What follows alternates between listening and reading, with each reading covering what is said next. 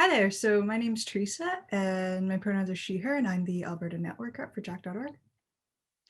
Hi, I'm Abbey Lee Hallett, and my pronouns are she, her, or they, them. I'm the Ontario network rep, or one of them, and I'm based in Windsor, Ontario right now. For myself, I'm a half white settler person, half Middle Eastern person, so I do come kind of like an intersection of experiencing some privilege and then also experiencing the way I think that Middle Eastern people are regarded within society at large generally. If you think of Middle Eastern people in the media, the result is not good, especially with the Trump era. It's not been kind to Middle Eastern folks, to say the least. Usually when you see Middle Eastern people on TV, it's like they're playing terrorists or they're playing basically roles in society that you are not desirable. When I was growing up, there was some distance between my Middle Eastern side, in a way that there was not distance between myself and my Canadian side. And an example of this is I didn't really know actually that I was half Middle Eastern until I was about 8 or 9 years old, but I knew that I was Canadian from the time I was very, very young. I did not learn the correct Arabic pronunciation of my last name until I was 17 years old.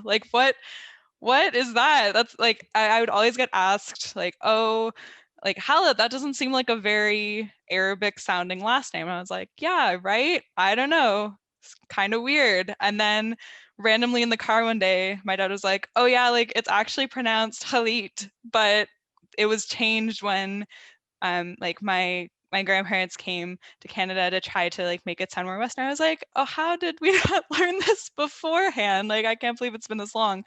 That sounds really difficult, and I'm really sorry that that happened to you. Oh, I you're can so relate. kind, Teresa.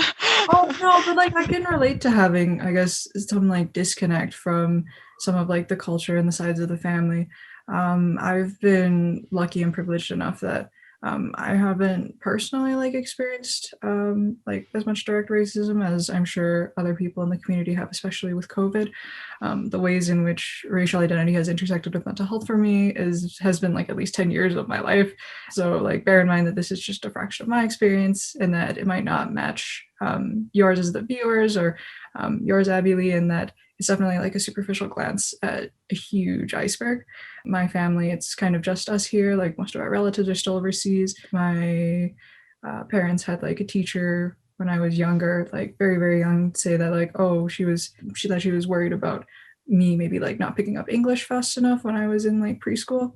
And that made my parents stop speaking Chinese to me at home, which I guess if I could go back, I would have told them not to do that, because now I have all the Chinese capacity of a 4-year-old, and it really sucks not being able to connect better with family across the pond. You feel like you sometimes don't exactly fully fit into how things were here with maybe some of your classmates, or if you had settler classmates, but then you also don't fully feel like you fit into the heritage that your parents might have grown up with, and having this third culture piece where you're kind of a bit in between, but then you don't fully fit into either. Thank you so much for going into that, especially because in hearing you speak about this, so much of that lands for me. Oh my goodness. It's hard because you want to feel like you're connected to your family and those around you, but then when there is that disconnect, I don't know if you've had this at all. I've definitely had, oh well, you're not really Middle Eastern because you were born in Canada, so that makes you Canadian, and it just completely takes the brush and wipes away any part of myself that is not not Canadian. But then of course there's the other piece of feeling like your side that isn't just Canadian doesn't really fit in or isn't looked upon as being good or being okay. So there's just, it's so complex, Teresa. You're totally right. I mean, so barriers in terms of Western mental health systems, I feel like there's a few. The main ones that I can think of are of course, language. Most of the mental health services are offered in English and French.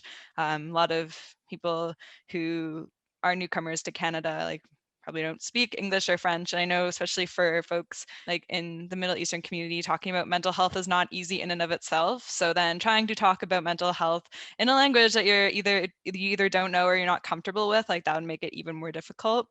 On a more positive side, like I was really excited over the past summer to see that Kids Help Phone launched an Arabic service. I think it was the texting service, and it was offered for a few months. I know it's not offered now because it was only under a specific grant.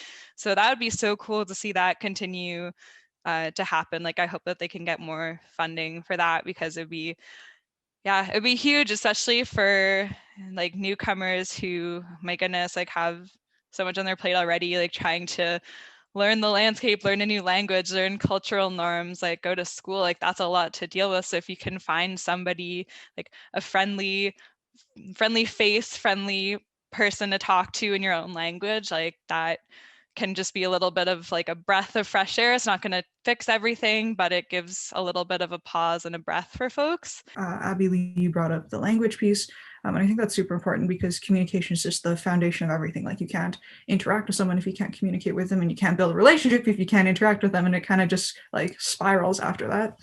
And I think there's barriers to service entry. So that languages piece, like what if you need a translator and the translator's not available at the same time as you? If someone's anxious because they have like discrimination that they're experiencing, so that could be racism for communities of colors, but that could be like transphobia for LGBTQ youth.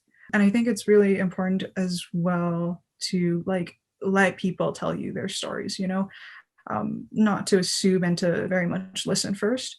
It's really good seeing like people in the younger generation going into these fields, especially from like a lot of diverse backgrounds. I think it's really awesome to see that there's people of color who are interested in mental health, and that there's also people who are going professionally into this field. I think it's really good that we're trying to get more innovative with perhaps like engaging and meeting people where they're at, because traditionally like they haven't engaged for reasons, right? And some of that is maybe like perhaps we're not in the places where we can actually meet them. Mic drop, like everything you said. I'm like, Teresa, gotta like write all this down and be like, this is how we fix things right here. Just thinking of my own, like the Middle Eastern side of my family, like as soon as I'm like, oh, I met somebody and they're of like Lebanese background or Middle Eastern background, like my grandmother's instantly like, what's their family last name? Like, do we know them? Do we know the family? What's the family like instantly?